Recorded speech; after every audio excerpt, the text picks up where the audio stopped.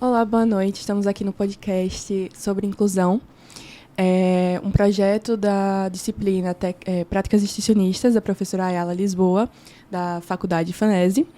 E trouxemos alguns profissionais para falar um pouco sobre o autismo. Boa noite, me chamo Vitor, sou aluno da Faculdade de Administração e Negócios de Sergipe, como mencionado pela aluna Alice, aqui ao lado. Quero apresentar para vocês uma das nossas amigas que irá conversar conosco, chamada Aline Andrade. Boa noite, Aline, tudo bem? Boa noite, tudo bem? Muito obrigada pelo convite, me senti honrada. Espero trazer uma contribuição para falar sobre esse tema tão importante que é a inclusão. Muito bem. A Aline, ela é formada pela Universidade Federal do Rio de Janeiro. Ela também tem mais de 20 anos na advocacia. Ela é especialista no direito da família e sucessões. Ela também tem especialidade no direito das pessoas com autismo, que é o que nós vamos falar hoje, e é presidente da Comissão dos Direitos das Pessoas com Autismo da OAB Sergipe. Bom, hoje também trouxemos o profissional Pedro Henrique. Pedro Henrique, boa noite, como está? Tudo bem, Alice, tudo certo. Primeiro eu queria só deixar claro minha indignação de estar aqui junto com a Aline. Minha voz vai ficar difícil comparar com a voz dela. Eu vou sofrer por aqui. Mas, gente, boa noite para todos vocês. É um prazer estar nesse projeto aqui no podcast sobre inclusão. Estou muito feliz com o convite e vamos fazer um conteúdo legal por aqui hoje. Bom, Pedro Henrique Lisboa Prado, advogado pela OAB Sergipe, sócio nominal do escritório Lisboa Prado, Pereira e Lima, pós-graduado em Direito Médico pela Universidade Católica de Salvador, MBA em Gestão de Saúde pela Fundação Getúlio Vargas e instrutor de marketing jurídico. Isso aí, perfeito. Para darmos início às nossas perguntas, eu gostaria de perguntar, Aline, quais são os principais direitos garantidos por lei às pessoas com autismo e suas famílias no Brasil? E como nós podemos garantir que esses direitos sejam respeitados? Bom, nós podemos dividir em duas grandes frentes: o direito à educação e o direito à saúde. Eu escolhi esses dois porque esses são os direitos que constantemente são desrespeitados. Nós temos aí uma gama de outros direitos à lazer, à moradia, por exemplo, mas esses dois são os que mais trazem um desconforto às famílias por serem desrespeitados. Quando a gente fala em educação, a gente traz, por exemplo, que o autista ele tem direito a ser matriculado numa escola. E negar ao autista a matrícula é crime. Então, ele tem direito à matrícula, ele tem direito ao acompanhante especializado, ele tem direito ao acompanhante educacional, ele tem direito ao plano de ensino individualizado, tem direito, por exemplo, se esse autista tiver seletividade alimentar, a um plano nutricional, a poder levar para a escola os alimentos que aquela pessoa ingere, porque, por vezes, quem tem a seletividade alimentar não consegue se alimentar dos alimentos ofertados na escola. Então, deve ser permitido a essa pessoa, até por uma questão de dignidade, que ele leve o próprio alimento e possa consumir na escola. Então, cada um desses itens costuma não ser respeitado. Nós temos aí, por exemplo, escolas que limitam o número de autistas em sala de aula. Isso também não é permitido. Quando viramos para saúde, a situação também acaba sendo bem desafiadora. Eu costumo dizer que é uma linha do tempo em que as famílias e os autistas recebem muitos nãos. Então, nasce uma pessoa autista e essa pessoa quer ser incluída num plano de saúde. Na maioria das vezes, a negativa já ocorre aí, você nem entra. Digamos que o plano permitiu que a pessoa entrasse e aí ela vai em busca de um diagnóstico precoce. Muitas vezes não tem um profissional capacitado na rede credenciada para fechar esse diagnóstico, ou é muito difícil conseguir o agendamento. Fechou o diagnóstico, vamos para o tratamento multidisciplinar. Muitas vezes não é ofertado todos os profissionais necessários, ou ainda esses profissionais não têm a capacitação necessária para fazer o tratamento. Foi ofertado o profissional, não tem horário. Então, você tem que esperar numa fila de espera até que aquele profissional que é capacitado possa atender a pessoa com autismo. Conseguimos o horário, mas a clínica é longe. Então, você não tem ali a clínica dentro da rede credenciada, próxima da casa da pessoa autista. E por que isso é um problema? Um dos principais desafios de quem tem transtorno do espectro autista é lidar com as alterações sensoriais. Então, se você submete o autista a 1 hora de transporte, trânsito, calor, quando ele chegar na clínica, ele já chega muitas vezes com alteração sensorial. E boa parte da sessão que deveria ser destinada à terapia acaba sendo destinada apenas para a estabilização daquele paciente. E muito se perde em tratamento por isso. Então, a clínica deve ser próxima. Digamos que encontramos a clínica próxima. O autista, ele não precisa de apenas um profissional. O nome equipe multidisciplinar já dá uma pista que, na verdade, são vários profissionais que atuam no tratamento de uma única pessoa. Mas aí os horários são distantes. Então, imagine você ter que voltar na clínica às 7 da manhã, porque o fono atende às 7. Depois você vai para casa e volta por volta de 1 da tarde, porque o psicólogo só tem horário 1 da tarde. E aí você volta para casa e 8 horas da noite você está lá de novo, porque a psicomotricista só tem horário 8 da noite. Não tem família que consiga suportar tantas idas e vindas à clínica para garantir o tratamento. Então, é realmente desafiador para muitas famílias conseguir um tratamento eficaz. Então, você está me dizendo que ser autista não é apenas usar o cordãozinho colorido e ter o símbolo de colorido ali no ônibus, dando acesso a ele a um local específico, né? Não. Ser autista é ter uma série de adaptações necessárias para você viver com dignidade, independente do grau que você tenha. Então, ser autista é não entender ironia, muitas vezes, e por isso ser enganado. É não conseguir formar ou manter amizades, porque as pessoas interpretam a sua falta de traquejo social com uma falta de educação, a falta de aptidão é encarada como falta de educação. É muitas vezes ser o único que não é convidado para a festa de aniversário dos amigos. É não entender por que as pessoas se divertem num lugar que para ele é muito desafiador. Eu vou lhe dar um exemplo da condição do autismo em si. Imagine você ter uma acuidade auditiva tão alta que você consegue ouvir o som do sangue correndo em sua veia, ou o som da formiga caminhando no chão. Se você consegue ouvir um som tão baixo, imagine o quão barulhento o mundo é para você.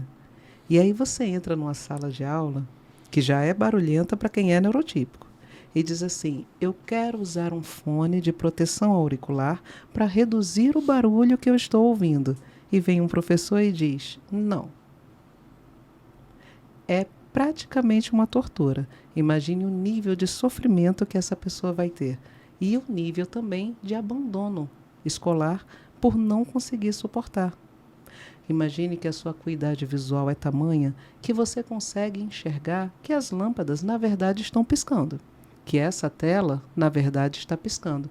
Sabe quando você filma a tela da televisão com o celular e aparecem aquelas linhas? Imagine você conseguir enxergar isso porque você tem uma acuidade visual maior do que a maioria, e essa capacidade vem justamente por você ser neurodivergente. Então, se você entra numa sala de aula com 60 lâmpadas, você tem 60 lâmpadas piscando. E aí você chega e diz: eu preciso usar um óculos de sol para diminuir a luminosidade, tentar diminuir minha dor de cabeça, que para mim, eu estou enxergando que essas lâmpadas piscam. E aí a pessoa diz: não pode usar acessórios em sala de aula, porque o código de conduta da escola proíbe o uso de óculos escuros. Entende que para que a gente fale de inclusão, nós temos que falar sobre entendimento e conhecimento da condição? Quando a gente explica assim, não fica mais fácil entender por que fazer? Sim. É sobre isso. Só acrescentar também dentro disso, Aline, a dificuldade que a gente tem de trazer isso tudo para um processo.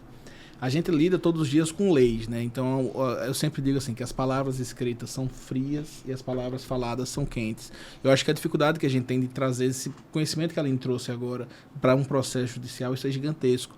Porque hoje em dia o juiz que vai julgar aquele processo, ele está lendo. Muitas vezes ele não tem acesso a esses detalhes. Olha o nível de detalhamento. A Aline ia contando, eu ia sentindo isso aqui agora, sabe? Eu disse, imagine se tudo isso aqui estivesse piscando para mim. Imagine se eu estivesse escutando cada detalhe ali de uma respiração de alguém que está próximo a mim. E eu realmente me desconcentrar. Aquilo realmente ia prejudicar demais o meu trabalho. E é algo que muitas vezes os juízes, os professores, as pessoas que estão à frente disso tudo não conseguem ter essa percepção. Então, o desafio que a gente tem dentro de um processo, além de todos esses direitos que são infringidos, né? Que comumente isso acontece. Todos os dias a gente lida e escuta cada vez mais casos de pessoas que precisam judicializar uma demanda para conseguir um direito que lhe é garantido por lei. E além disso tudo, a pessoa ter que demonstrar dentro de um processo, porque todo o preconceito que muitas vezes a sociedade tem de achar, não, hoje em dia tudo é autismo, hoje em dia a pessoa foi para um psicólogo, é autista, tem algum tipo de neurodivergência. Sabe, as pessoas têm uma dificuldade muito grande em entender a necessidade da inclusão. Elas não conseguem se colocar, porque às vezes são consideradas, tidas como pessoas, entre aspas, normais, entendem que não, isso aí não acontece, não consegue ter a percepção do outro, se colocar na condição do outro. Então, a dificuldade que a gente lida com a demanda do TEA, né, a demanda do autista, a gente lida com isso em todos os cantos da sociedade. E para garantir um direito tem sido cada vez mais difícil também de forma processual. A gente chegou aqui, a gente veio conversando, e é uma dor que, de fato, todas as pessoas estão envolvidas. A sociedade é quem está atenta, quem se importa com isso, é a mãe, é o pai de uma criança com autista, é o advogado que está à frente, é o psicólogo, o psicoterapeuta, é a pessoa que está exercendo e tentando fazer as terapias com aquela pessoa, vendo o trabalho dela, muitas vezes, acabando, o trabalho dela, de uma certa forma, pela ausência de uma terapia, a criança está piorando muitas vezes, o adulto que tem autismo também, que não é abraçado em diversos casos. Então, é uma situação complexa por todos os lados, né? Direito infringido para todos os cantos. Essa falta de informação, ela também acaba causando preconceito, né? Como eu estava falando, quando a gente fala que a gente está em um processo de diagnóstico de TEA, ou até mesmo a gente diz que já tem o diagnóstico, vai vir pessoas da própria família, pessoas de fora, pessoas que nem sequer conhecem a pessoa, e vai acabar soltando aquela frase típica, mas você é autista? Você nem parece que é autista. Porque muitas vezes eles acham que o autismo é só aquele nível 3 de suporte, onde a pessoa tem dificuldade com os barulhos, tem algum tipo de dificuldade sensorial mais difícil, isso na fala. E não se fala em autistas de nível 1 de suporte, que tem apenas algumas dificuldades. Então, acaba gerando bastante preconceito. Exato. Não existe autista com nível 0 de suporte. Todo autista vai ter uma questão e, muitas vezes, além do autismo, nós temos outras comorbidades associadas. Então, a pessoa autista, puramente autista, eu chego a dizer que é rara. Normalmente é autista e mais alguma coisa. Tem o autismo e tem mais alguma outra coisa. Quem é neurodivergente, por natureza, já tem uma maior facilidade de desenvolver outras questões. Então, a pessoa é autista e TDAH. É autista e tem síndrome de Down. É autista e tem esquizofrenia. Então, é muito comum que o autismo venha acompanhado de outras questões. A questão da investigação, ela é necessária para trazer qualidade de vida. Quanto mais a gente tem autoconhecimento, melhor regulamos a nossa vida em busca de mais conforto e mais qualidade de vida. Então, se eu sei que sou autista e se eu for submetida a um excesso de estímulos, isso vai me causar uma ressaca social, que vai me deixar como se eu estivesse gripada por 2 ou 3 dias, eu me preparo, descanso antes, tomo algum medicamento, saio antes da sobrecarga chegar. Eu consigo traçar estratégias para lidar com a minha condição. O fato das pessoas dizerem nem parece autista demonstra falta de conhecimento. Não existem 2 autistas iguais no mundo. Existem características que se repetem mais nas pessoas que são diagnosticadas com autismo. Mas, por exemplo, há pouco falei sobre sensibilidade auditiva. Tem autista que sim, vai ter sensibilidade auditiva. Tem autista que não vai ter. Tem autista que vai ter sensibilidade visual. Tem autista que não vai ter. Tem autista que é extremamente introvertido. Tem autista que vai dar entrevista, vai administrar empresa, vai pilotar avião. Então, cada autista é único. Não é uma condição que se manifesta da mesma forma em todas as pessoas. Por isso, essa confusão. A pessoa vê um autista na vida e pensa, então o autismo é assim. Encontra outro que é diferente daquele que ela viu, não, então você não é autista, porque o autista que eu vi não fazia isso. Uma comparação que eu acho péssima é quando compara o autista adulto com uma criança. Não, porque a minha vizinha tem um filho que é autista e ele não se parece em nada com você, ele faz isso, faz aquilo. Gente, compara você mesmo com você criança e vê se seu comportamento é igual. Já começa por aí. Crianças, né? Não dá para comparar o comportamento de uma criança com o comportamento da pessoa adulta. Muitas vezes o autista que tem um diagnóstico tardio, ele sofreu muito. Eu costumo dizer que é um sobrevivente, porque ele cresceu, se desenvolveu e chegou ao diagnóstico tardio sem nenhum tratamento. É extremamente desafiador você ter uma condição que te coloca diferente de todo mundo e ter que mascarar isso para viver em sociedade. Muitos autistas, por exemplo, e essa característica é extremamente comum, escutam o barulho da eletricidade nos fios. Sabe dizer, ao entrar numa casa, todos os equipamentos que estão ligados, porque está escutando o barulho da eletricidade passando por aquele equipamento. E só descobre que isso é uma característica por causa do autismo quando vem o diagnóstico. Na cabeça daquela pessoa, como desde sempre ela escutou, ela acha que todo mundo escuta. Todo mundo escuta. É um assunto que ela nem aborda, assim, mas você não escuta? Né? Essa história da veia eu vi num relato de um médico, não brasileiro, mas tem um médico que ele faz o diagnóstico de trombose, ele é autista, porque ele para de ouvir o sangue correndo a partir do trombo. Nossa. Ele está escutando o sangue na veia, num determinado ponto ele para de ouvir, aí ele fala, o trombo está aqui, ó.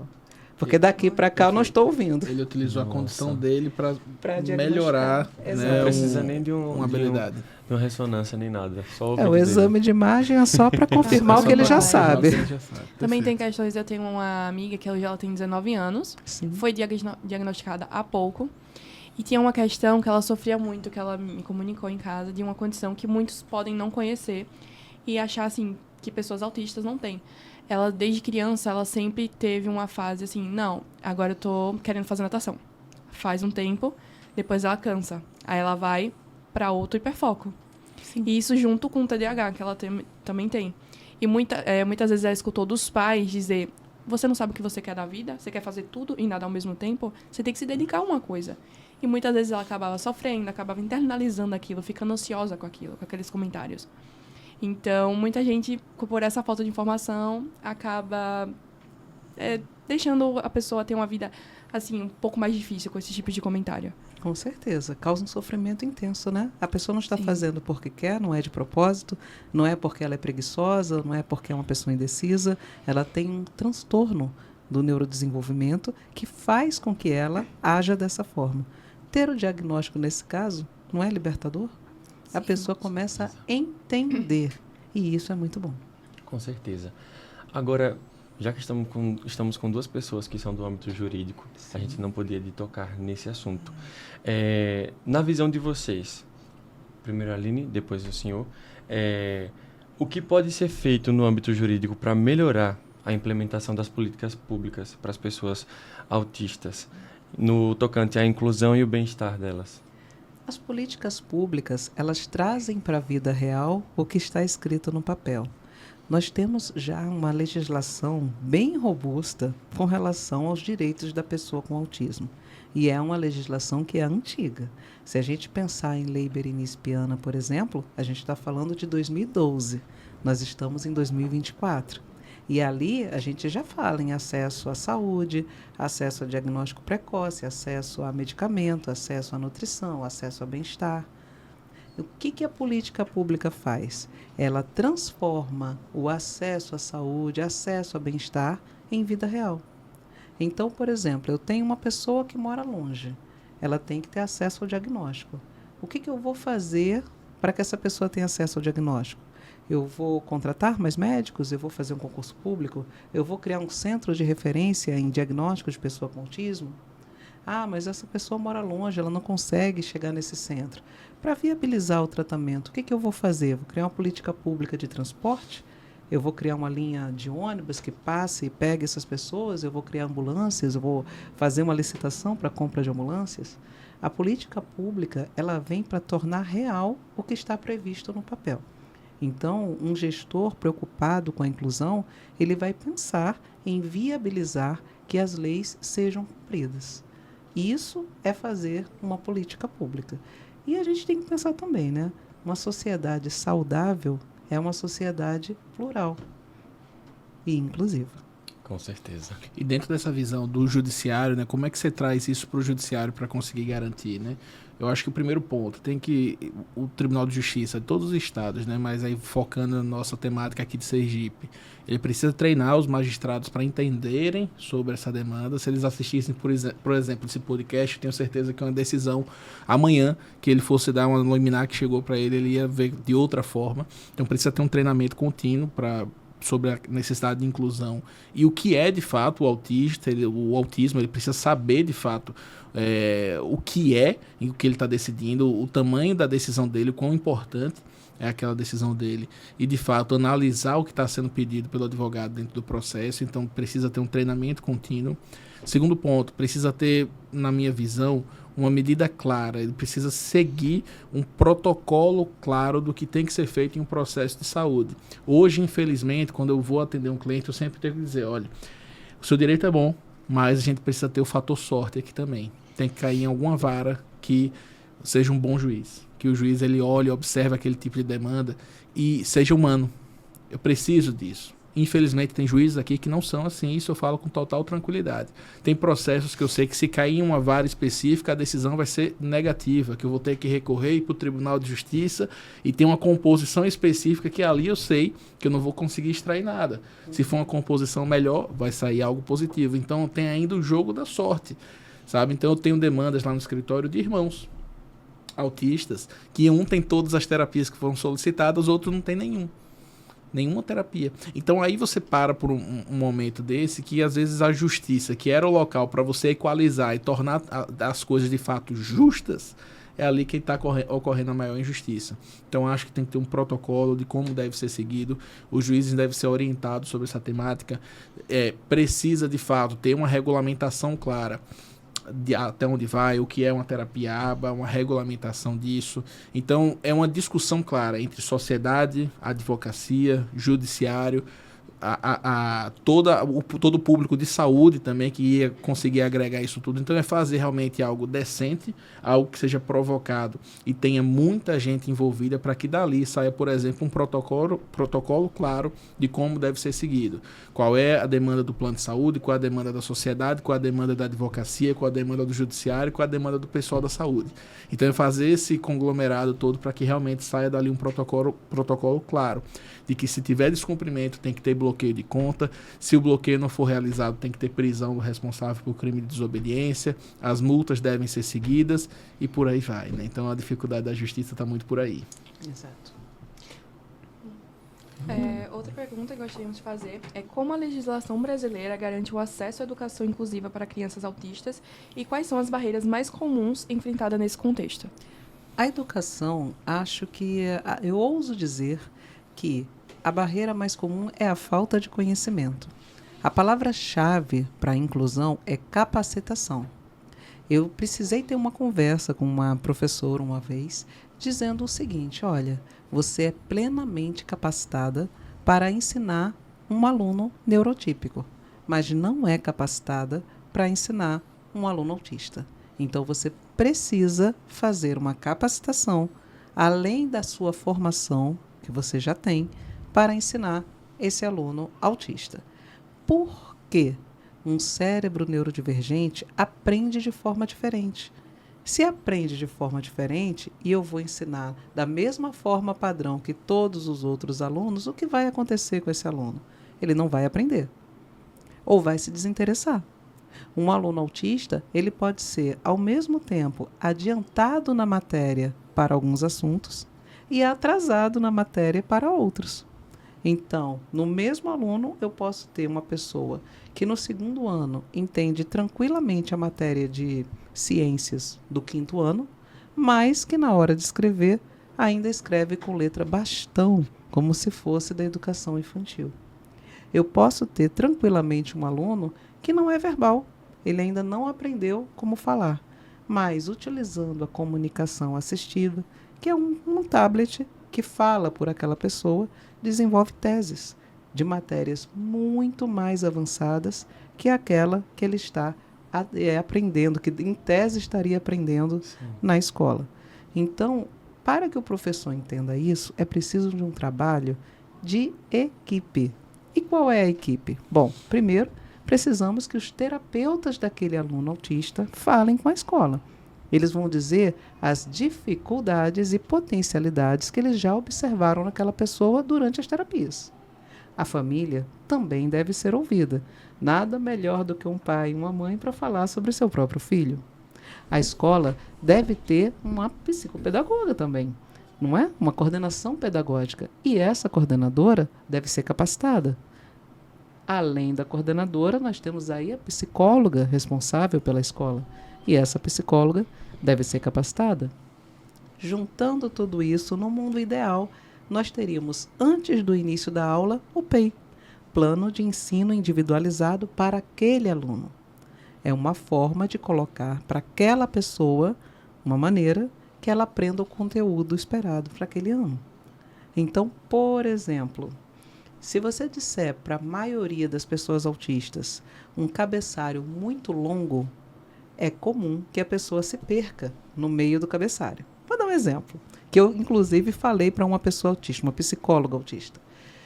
Joãozinho ia subindo a ladeira com um saco de laranjas. Esse saco rasgou. Tinham 12 laranjas e 2 saíram rolando pela ladeira abaixo. Com quantas laranjas Joãozinho ficou? Para qualquer pessoa neurotípica, você vai entender que é um problema de subtração, que o que a professora está querendo saber é quanto é 12 menos 2. Para uma pessoa neurodivergente, o fato de ter uma ladeira, aí a pessoa vai imaginar a roupa, imaginar a laranja rolando, se tinha um carro passando, se estava tocando música, qual é a cor da calçada, menos matemática. Vai se perder no cabeçalho por causa da imaginação. Então, para essa pessoa, a prova tem que ser assim, quanto é 2 menos 2? O que eu achei interessante de trazer esse relato foi porque uma vez eu falei isso para uma psicóloga que é uma pessoa autista. E ela começou a rir. E eu falei, por que você está rindo? Aí ela falou assim, porque eu estava imaginando as laranjas rolando. Eu não tinha entendido que o que você queria saber com esse problema era quanto era 12 menos 2. Então aconteceu novamente aqui. Não tenho nenhum diagnóstico, mas eu estava imaginando. Já estava imaginando o tipo da ladeira, o tipo do chão, assim, sabe? Eu vi a ladeira também aqui na minha cabeça, tá? Aquela laranja descendo. Sim. O mundo é neurodivergente, gente. Sejam bem-vindos.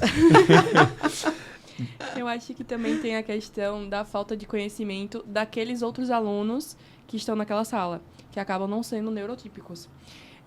Eu tenho uma prima, ela ainda não tem nenhum diagnóstico fechado, mas ela teve um atraso na fala, tem uma dificuldade grande com leitura, na escrita também. Uhum. E teve uma vez que ela estava até na sala de aula, a professora tem um costume de pedir para algum aluno entregar os livros, né, para cada pessoa ler e entregar. Ela foi, aí teve um livro em específico que ela não conseguiu ler o nome por conta da letra. Uhum. Ela colocou na mesa da professora para que a professora lesse e entregasse. O menino, o dono desse livro, foi na mesa dela e começou a chamar ela de burra. Ela simplesmente abaixou a cabeça e começou a chorar. Ela chegou em casa falando, aí a minha tia precisou passar para a psicóloga, psicopedagoga, para que fossem falar também na escola. A escola prontamente atendeu, foi conversar com alguns alunos. Mas eu acho que isso também é necessário, porque são crianças também, e muitas crianças não entendem outras crianças neurotípicas. Uhum. Eu acho que essa informação deve existir, assim, palestras, uma coisa mais lúdica por ser crianças, mas não só para crianças, para outras idades também. Exato. Eu faço um trabalho voluntário de palestras em escolas. E a palestra que eu fiz na escola do meu filho foi a palestra mais desafiadora da minha vida. Eu nunca tive tanta pergunta de um público quanto naquele momento. E eram crianças de 6, 7, 8 anos.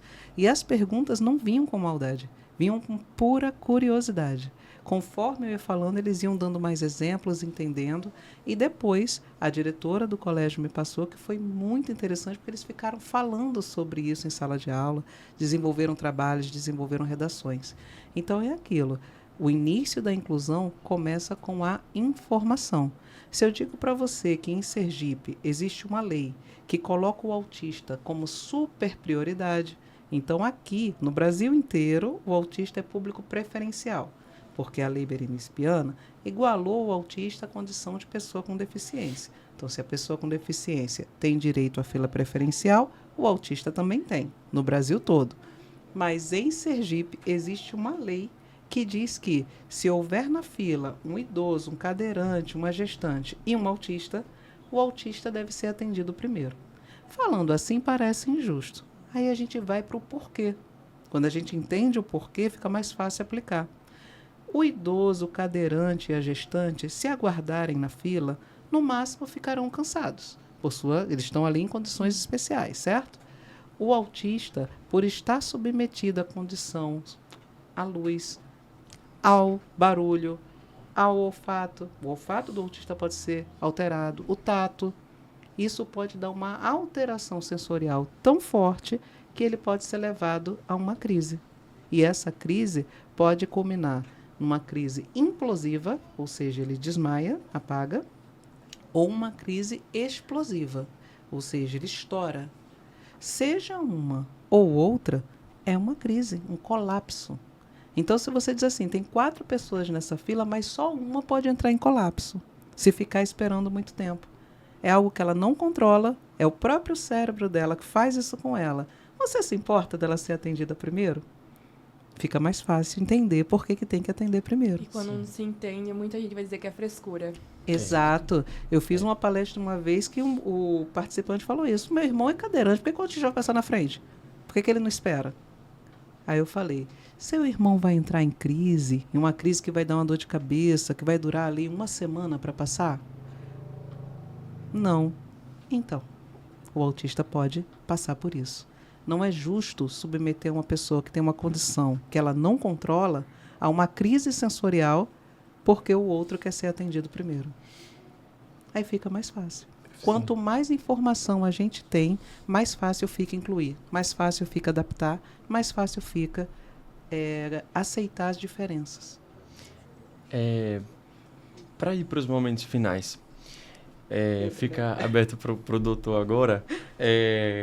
A pergunta, já que o senhor falou sobre o direito, falou sobre a questão judicial do autismo, quais medidas legais os pais ou tutores, né, as pessoas que têm a guarda da pessoa com autismo, ou um adulto mesmo que tem autismo, quais medidas eles podem tomar quando eles encontram algumas dificuldades em relação a falta de acesso à saúde, a falta de acesso a alguns direitos, né? Que recado o senhor deixaria a partir desse prisma? Perfeito, vamos lá.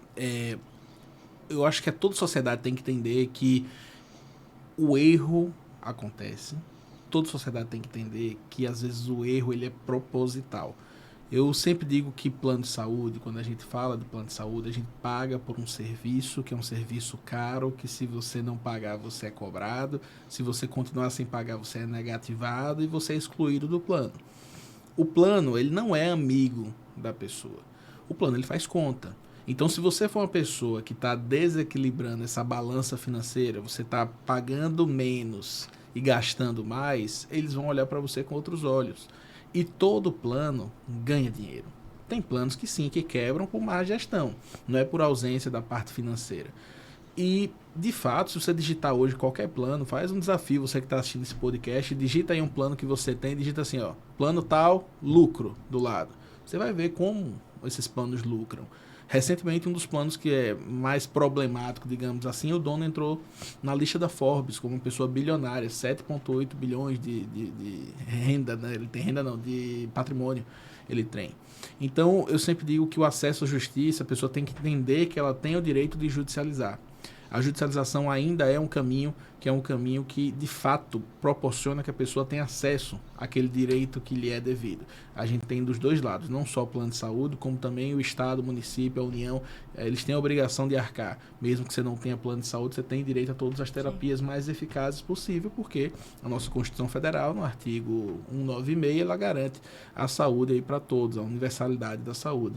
Então, se é plano de saúde, se é também contra o Estado e município, essa pessoa pessoa tem que ter acesso a tudo isso. E se for negado, ela precisa judicializar, que ainda é o melhor caminho. Então, acho que essa é a medida que toda sociedade tem que entender, que existe sim um caminho, que não é aceitar, não é porque o plano negou que você não tem direito, é buscar conhecimento. A gente está sempre aí todos os dias na rede social, fazendo conteúdo, tentando levar sempre para as pessoas a existência desse direito que muitas delas têm.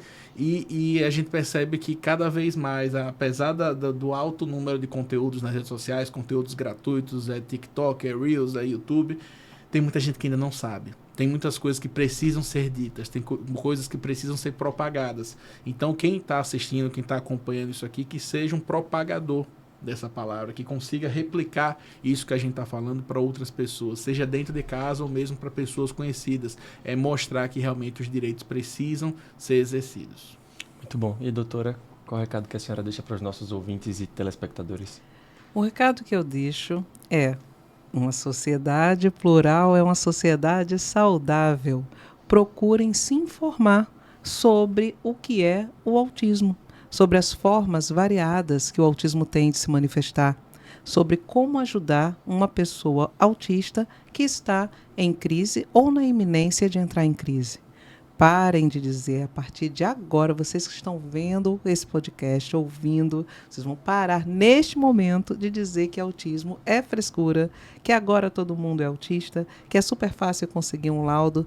Só parem. Autismo é um assunto sério. 1 em cada 36 pessoas é uma pessoa autista. Estima-se que nasçam 180 novos autistas por dia. Então, parem de invalidar o diagnóstico alheio. Por que não? Ao invés de o tempo que você levou para invalidar esse diagnóstico, leve para se informar sobre o autismo. Vai ser muito mais útil, vai tornar você uma pessoa melhor. Você vai parar de causar uma dor desnecessária, tanto ao autista quanto à família daquela pessoa com autismo. Então, melhore. A minha recomendação é que, para quem diz que autismo é mimimi, pare já. Se informe e, a partir de agora, seja uma pessoa mais inclusiva. É importante. É isso aí, galera. Vocês que estão ouvindo agora, vocês que puderam assistir, que vão ver alguns cortes, esse foi o nosso primeiro episódio do nosso podcast sobre inclusão. Antes de espalhar o que não se sabe, procure saber antes. Agradeço aos doutores aqui presentes, agradeço também ao meu colega Vitor e a oportunidade também de todos que estão envolvidos nesse projeto maravilhoso, que possa se seguir crescendo mais vezes e proporcionando mais informações ainda. É isso. Legal.